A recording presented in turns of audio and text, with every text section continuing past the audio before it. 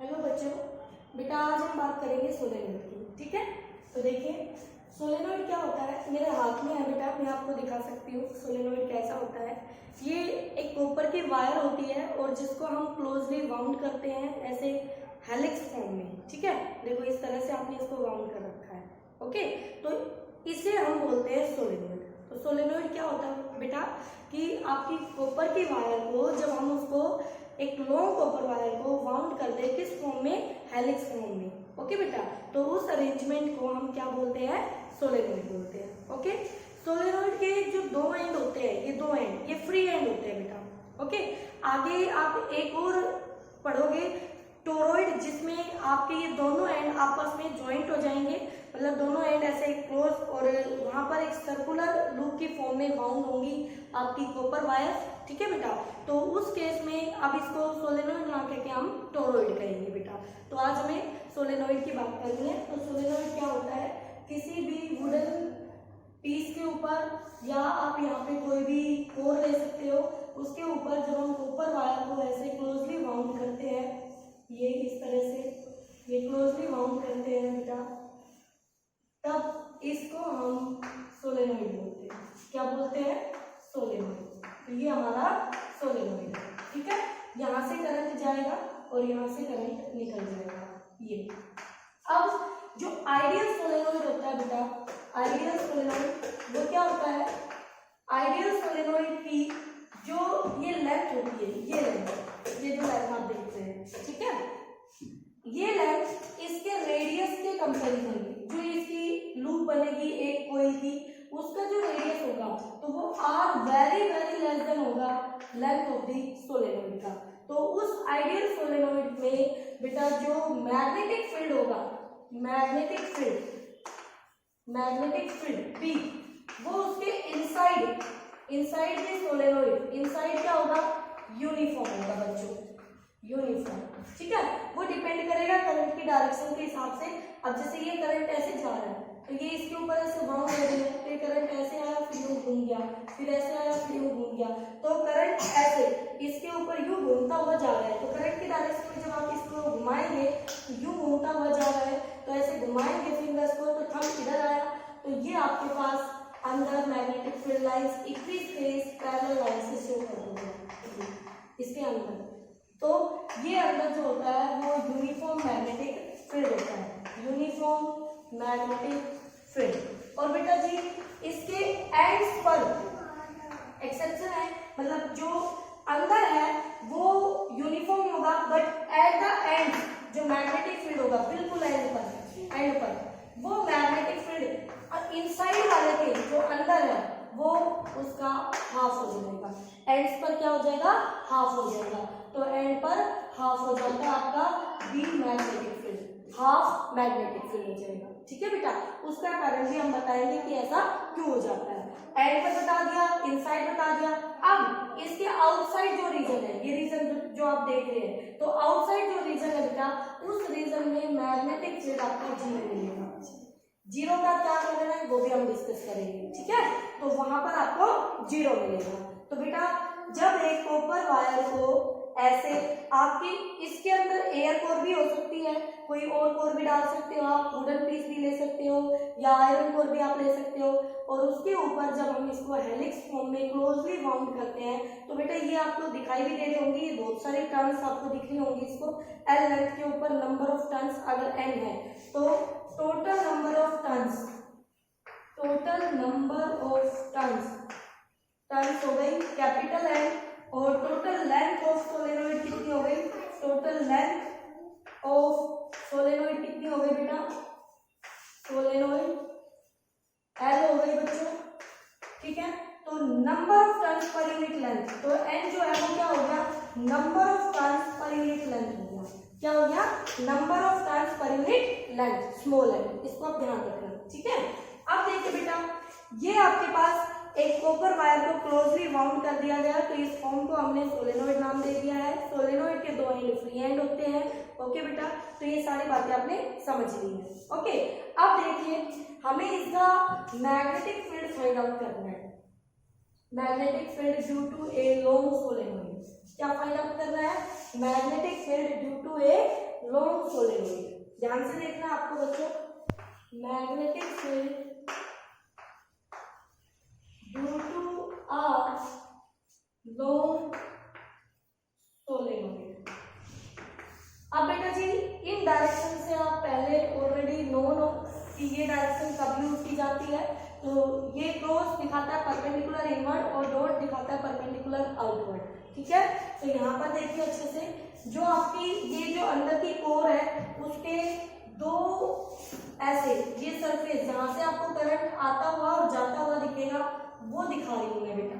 मतलब ये हमारी एक कोर है और इस कोर के ऊपर वायर ऐसे लपेटी हुई है, वायर ऐसे लपेटी हुई है। ठीक है, तो यहाँ से करंट बाहर निकल रहा है, तो यहाँ से करंट बाहर निकल रहा है और यहाँ करंट अंदर जा रहा है। ठीक है, तो एक कोर इस तरह से, ये आपकी पूरी मान लो ये कोर है, तो इसमें आप जैसे वाउंड कर लेंगे, बहुत सारी लूप्स होंगी आपकी और ऐसे एक वायर को लपेट देंगे तो उस वायर पे करंट ऐसे करंट आया, फिर यहाँ अंदर गया, फिर बाहर ऊपर से निकला, फिर अंदर गया। बेटा आवाज नहीं, आराम से बैठो। ठीक है, तो देखिए बच्चों, तो मैंने यहाँ दिखाया करंट बाहर आया। ओके हाँ जी बेटा, और यहाँ करंट अंदर चला गया। बच्चों आवाज नहीं। ठीक है बेटा, तो अब मैं यहाँ पर वायर्स नहीं दिखा रही हूँ, ऐसे ही मैंने वो अरेंजमेंट आपको दिखा दिया है। अब मैग्नेटिक फील्ड फाइंड आउट करना है, तो ये आपके पास जो लेंथ ऑफ सोलेनोइड है वो L है। कैसी है? L है। और इसके अंदर जो मैग्नेटिक फील्ड होगा वो आपका ये यूनिफॉर्म मैग्नेटिक फील्ड होगा B वेक्टर। अब बच्चों हम अपना एम्पियर सर्किटल लॉ यूज करेंगे। तो बेटा जी हम यहाँ एक एम्पीरियन लूप कंसीडर करेंगे और मैंने यहाँ पर एक रेक्टेंगुलर एम्पीरियन लूप कंसीडर की P Q R S। बेटा आवाज नहीं, तो यहाँ पर P Q R S एक लूप ले ली। इस लूप की एक साइड, ये स्क्वायर लूप है बेटा, तो इसकी एक साइड L है। ठीक है, तो ये L साइड हो गई P Q की। ओके, अब देखिए मुझे यहाँ पर total magnetic field find out करना है दिस सोलेनोइड की वजह से। अंदर मैग्नेटिक फील्ड B है, बाहर मैग्नेटिक फील्ड 0 है। ठीक है बेटा, ये हमें पता है। ओके, तो आप देखिए according to Ampere circuital law क्या मैं ये लिख सकती हूँ, मैग्नेटिक फील्ड का line integral over a close loop is equal to mu naught times of current threading through this loop. Okay, ठीक है बेटा, तो यहाँ पर आपकी जो करंट है आई वो एक टर्न में है, तो नंबर ऑफ टर्न्स में कितना होगा वो आप देखेंगे। ठीक है, तो देखो बेटा इसको अब मैं ऐसे लिखूंगी बेटा जी, यहाँ पर क्लोज लूप है P Q R S एक क्लोज लूप। ठीक है, और इस क्लोज लूप को हमने ऐसे लिख लिया अलग अलग, P से Q B dot dl plus Q से R B dot dl plus R से S B dot dl plus S से P B dot dl equal to mu naught I in. ठीक है, अब बेटा देखो यहाँ पर जो dl की डायरेक्शन है वही b की डायरेक्शन मैग्नेटिक फील्ड की, तो इस केस में जो थीटा बनेगा, अलग कलर से लिख लेते हैं हम, जो थीटा बनेगा यहाँ पर वो 0 डिग्री बनेगा बच्चों, और यहाँ पर 90 डिग्री थीटा। समर आवाज नहीं, और इस केस में एसपी के लिए भी थीटा 90 डिग्री, और बेटा यहाँ तो b 0 है RS के लिए। ठीक है, तो देखिए ध्यान से, इसको जब ओपन किया तो B dl cos 0 बनेगा, तो B dl cos 0 बना, B dl cos 0। एक मिनट रुकिए बेटा,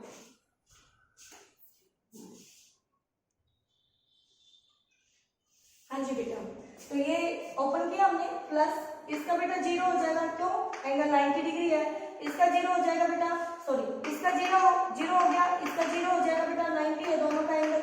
यहाँ पर B मैग्नेटिक फील्ड 0 है इक्वल टू म्यू नॉट। अब I इन बोलो, अब देखना ध्यान से, इस PQ की जो लेंथ है वो L लेंथ है, यानी इस लेंथ में कितनी टर्न्स आ रही है आपकी, हमें नहीं पता कितनी आ रही है, तो हम निकाल लेंगे L कितनी आएगी, नंबर ऑफ टर्न्स। तो ये हो गई नंबर डेंसिटी, यूनिट लेंथ में कितनी टर्न, और ये हो गई इसकी लेंथ। कितनी टर्न्स होगी बेटा, बोलो बच्चों, अभी समझाया।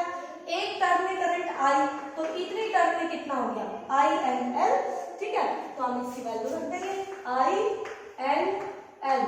ये आपकी क्या हो गई, total number of turns, total number of turns for n length. देख लो, अब यही करंट तो कंट्रीब्यूट करेगा जो उस लूप में से पास हो रहा है, और उस लूप, वो जो लूप है वो एन दूरी तक लूप है हमारी, ठीक है। तो उसमें इतनी टर्न्स आ जाएंगी आपकी, ओके बेटा। तो यहाँ से बी को बाहर किया, बी एल की लेंथ कितनी है बेटा, एल है, और 0 1 हो गया, equal to mu naught n I l, l से एल बेटा कट जाएगा, बी इक्वल टू आ गया म्यू नोट एन आई। ध्यान से देखो बेटा जी, यहाँ से जो एन है वो हमारा क्या है, टोटल नंबर ऑफ टर्न्स, और किसकी है ये, sorry, number of turns per unit length, ठीक है। तो वो हो जाएगा टोटल नंबर ऑफ टर्न्स अपन में स्मॉल। बोलो बेटा, क्लियर हुआ कि नहीं हुआ, ठीक है। यहाँ स्मॉल एल क्यों आया, क्योंकि एक सोलेनोइड की जो टोटल लेंथ है उसमें कितनी टर्न्स है, वो एन है, ठीक है। तो वहां पर हमें पता चल गया यूनिट लेंथ की कितनी टर्न हुई, तो हम इस लेंथ की टर्न निकाल सकते हैं आराम से। बोलो बेटा, क्लियर है, ठीक है। अब देखिए बी एट एन, ये हो गया mu naught n I by 2 half, ठीक है। तो बेटा जी इसका जो ग्राफ बनेगा वो ग्राफ कुछ इस तरह से आएगा, देखिए ध्यान से, बिल्कुल आसान सा ग्राफ है, इंपॉर्टेंट ग्राफ है। यहाँ बी हो गया मैग्नेटिक फील्ड, और ये मान लीजिए आपके एंड है, यहाँ पर सोलेनोइड ऐसे रखा हुआ है, ये सोलेनोइड, तो यहाँ पर आपकी बी जो है वो म्यू नोट एन आई है, ठीक है। तो बिल्कुल एंड पर जो होगी वो इसकी हाफ होगी, तो ये वैल्यू यहाँ पर मिलेगी आपको, तो ये ऐसे जाके और एंड के पास जाके वैल्यू हाफ हो जाएगी, ठीक है। तो ये ऐसे आपकी हाफ वैल्यू, ये b बाई 2 आ जाएगा, यहाँ से b बाई 2 आ जाएगा यहाँ से। तो ये ग्राफ हमारा बनेगा इसको, ठीक है बेटा। अब आपको ये देखना है कि बाहर मैग्नेटिक फील्ड क्यों 0 है, कॉन्सेप्चुअल क्वेश्चन के लिए, तो एक बार वो समझ लीजिए।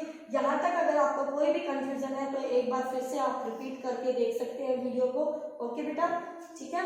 तो देखिए एक बार 0 होने का कारण समझा देती हूँ, और हाफ मैग्नेटिक फील्ड एंड्स पर हाफ क्यों होता है वो भी आप यहाँ से समझ जाएंगे, ठीक है। अब देखिए, क्या आपने ये सोलेनोइड बनाया था, ऐसे एक कोर के ऊपर ऐसे टर्न्स माउंट की थी, बिल्कुल की थी। इसका मतलब ये था कि यहाँ पर जो ये टर्न्स है ये एक तरह से सर्कुलर कोइल्स, सर्कुलर लूप्स है। तो मैं 2 लूप दिखाती हूँ आपको यहाँ पर, ये ठीक है, ये 2 लूप है। अब इसकी एक साइड को हम ऐसे रोटेट कर देते हैं, आप समझ जाएंगे कि ये किसी चीज पर ऐसे बाउंड होती हुई। तो मैंने थोड़ी देर के लिए इसको अलग अलग 2 लूप दिखाया आपको, ठीक है। जैसे करंट इसमें वैसे आप इसमें दिखा लीजिए। तो अंदर से बाहर की तरफ करंट, अंदर से बाहर की तरफ करंट, इधर मैग्नेटिक फील्ड, इस लूप ने मैग्नेटिक फील्ड दिया इस साइड, फिर इस पे अप्लाई कीजिए, अंदर से बाहर की तरफ करंट, इसने भी मैग्नेटिक फील्ड दिया सेंटर पे, तो बी बी, तो सभी का बी एक ही डायरेक्शन में आया, तो सभी का बी एक डायरेक्शन में आया, तो आपका मैग्नेटिक फील्ड क्या होगा, अंदर यूनिफॉर्म, ठीक है।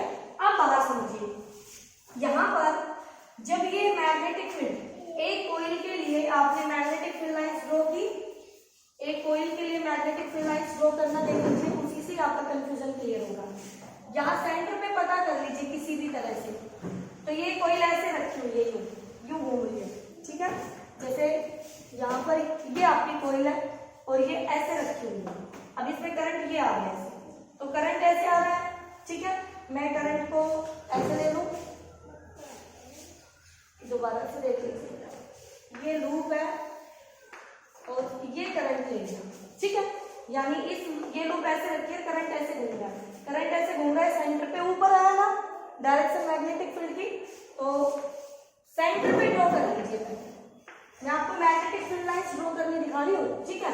अब क्या होगा बेटा, सेंटर पे ये एक लाइन दिखा दी, अब उसके बाद लाइंस ऐसे मुड़ जाएंगी, ये ऐसे घूम रहे हैं, ठीक है। क्योंकि मैग्नेटिक फील्ड लाइंस की जो प्रॉपर्टीज पढ़ोगे आप आगे, तो एक क्लोज लूप बनाती है, और लास्ट में एक वैसा बना देंगे। ठीक है, अब एक चीज का याद रखना, अंदर जो डायरेक्शन है, लूप के अंदर जितनी भी लाइंस होंगी सभी की डायरेक्शन एक साइड में, तो सभी की डायरेक्शन पता चल गई। यही डायरेक्शन बाहर जाके घूम गई, यही डायरेक्शन बाहर जाके घूम गई। आप इसको दिखाना चाहो, इसको और बड़ा कर लो, ऐसे ही इसको और बड़ा कर लो, ये घूम गई। तो मैग्नेटिक फील्ड लाइंस ड्रॉ कर सकते हो एक सर्कुलर लूप के लिए, कर ली। अब आ जाओ वापस यहाँ पर। ठीक है, अब देखना, इसकी वजह से ये मैग्नेटिक फील्ड लाइन यहाँ गई। ठीक है, ये इसने सेंटर वाले को जोड़ दिया। अब जो इसके पास और लूप्स होंगी तो बिल्कुल एंड पे देखो यहाँ पर क्या वो ऐसे बन के करंट यूं घुमाई, सॉरी मैग्नेटिक फील्ड लाइन ऐसे घुमाई। इस वाली का देखना क्या वो भी ऐसे घुमाएगी। अब देखो बेटा, ये जिस सेंस में जा रही है क्या ये उसके अपोजिट सेंस में आ रही है? बिल्कुल आ रही है। तो ये दोनों मिलके बी को क्या बना देगी? भाग, जीरो। लेकिन अंदर जैसे ये है वैसे ये है, तो अंदर वाला सारा क्या हो जाएगा? एडअप हो जाएगा, सारा टोटल हो जाएगा। बाहर वाले ने क्या कर दिया? एक दूसरे को कैंसिल कर दिया। इसलिए सोलेनोइड के बाहर बी हमें जीरो मिलता है और अंदर हमें यूनिफॉर्म मैग्नेटिक फील्ड मिलता है। ठीक है, अब एंड पर हाफ क्यों हो जाता है? b/2 क्यों हो जाता है? क्यों? जैसे ये एक लूप है, इसके आगे दूसरी लूप है, इसने और इसने कंट्रीब्यूशन दिया, तो बेटा एंड वाली के आगे नेक्स्ट लूप नहीं है। ठीक है, आगे नेक्स्ट कोई लूप नहीं है, मिसिंग है, तो हाफ कंट्रीब्यूशन कम हो गया। इसलिए एंड पर जो मैग्नेटिक फील्ड होता है वो हाफ होता है। ओके बेटा, तो ये आप अच्छे से पढ़िए। नेक्स्ट वीडियो में हम टोरॉइड की बात करेंगे। ठीक है।